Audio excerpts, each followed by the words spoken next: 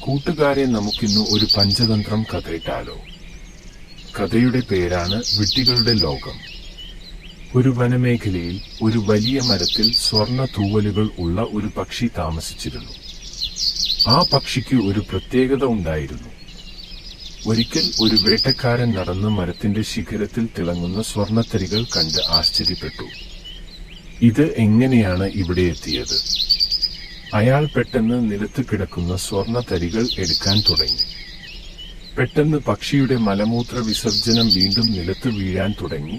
അത് സ്വർണത്തിലേക്ക് മാറിയ ഉടൻ വേട്ടക്കാരൻ അവന്റെ സന്തോഷം ഉൾക്കൊള്ളാൻ കഴിഞ്ഞില്ല. അവൻ ചാടി മുകളിലേക്ക് നോക്കിയപ്പോൾ പക്ഷി തന്നെ നോക്കുന്നത് കണ്ടു. അവൻ അപ്പോൾ ആലോചിച്ചു, ഇതിനെ സ്വന്തമാക്കാൻ പറ്റിയിരുന്നെങ്കിൽ. കാരണം ഞാൻ ഇതുപോലൊന്ന് ഇതുവരെയും കണ്ടിട്ടി. ഒരു വനമേഖലയിൽ ഒരു വലിയ മരത്തിൽ സ്വർണ്ണ തൂവലുകൾ ഉള്ള ആ ആഗ്രഹത്തോടെ മടങ്ങിയ അദ്ദേഹം പിന്നീട് വലയായി വന്നു. കുറച്ചു ദിവസത്തേക്ക് പക്ഷിയെ വല കൊണ്ട് വീഴ്ത്താൻ ശ്രമിച്ചു. ഒന്നും സംഭവിച്ചില്ല. എന്നിരുന്നാലും ഒരു ദിവസം അത് കെണിയിൽ വീണു. അവൻ വളരെ സന്തോഷിച്ചു. പക്ഷിയെ ഇത്രയധികം വിലമതിക്കുന്ന സ്വർണത്തിന്റെ രഹസ്യം ആരെങ്കിലും അറിഞ്ഞാലോ? ആരെങ്കിലും അത് മോഷ്ടിച്ചാലോ? അറിഞ്ഞാൽ രാജാവ് ശിക്ഷിക്കില്ലേ? അദ്ദേഹം പലവിധത്തിൽ ചിന്തിച്ചു. രാജാവിന് കൊടുത്താൽ എന്തെങ്കിലും സമ്മാനം കിട്ടാതിരിക്കില്ല. ഏതായാലും ഒടുവിൽ കൊട്ടാരത്തിലേക്കുള്ള യാത്രാമധ്യേ അങ്ങനെയൊക്കെ ചിന്തിച്ചു കൂട്ടി.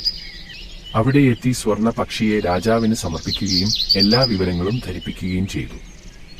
സമൃദ്ധമായ പക്ഷിയാണെന്ന് തോന്നിയതിനാൽ പക്ഷിയെ നന്നായി പരിപാലിക്കാൻ രാജാവ് തന്റെ ഭൃത്യന്മാരോട് ആവശ്യപ്പെട്ടെങ്കിലും ഉടൻ മന്ത്രി ഇടപെട്ടു.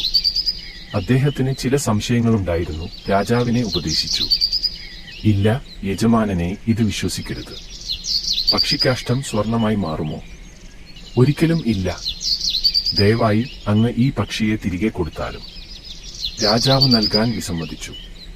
എന്നിരുന്നാലും അദ്ദേഹം ഉത്തരവിട്ടു, ഉടൻ അതിനെ വിട്ടേക്കുക. അതനുസരിച്ച് പക്ഷി സ്വതന്ത്രമായി.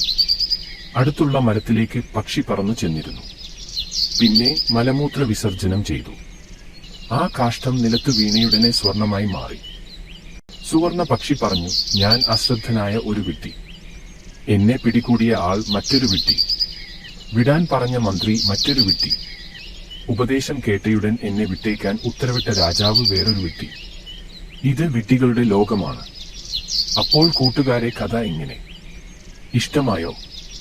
മറ്റൊരു കഥയുമായി നമുക്ക് പിന്നീട് കാണാം കേട്ടോ.